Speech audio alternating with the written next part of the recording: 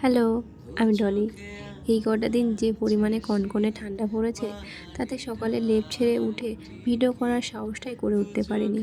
অবশেষে আজ এই হাড় কাঁপানো ঠান্ডাকে হার মানিয়ে সোয়েটারটা পরে ক্যামেরাটা অন করলাম। দেখতে দেখতে নতুন বছরটাও 10টা দিন আজ পেরিয়ে গেল।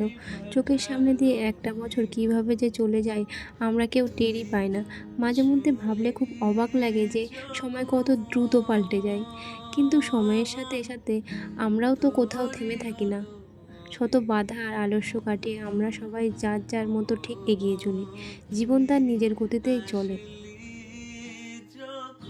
অনেকে হয়তো অনেক কথাই ভাবেন, কিন্তু সত্যি বলতে আমার ভিডিও করতে ভালো লাগে, তাই আমি করি।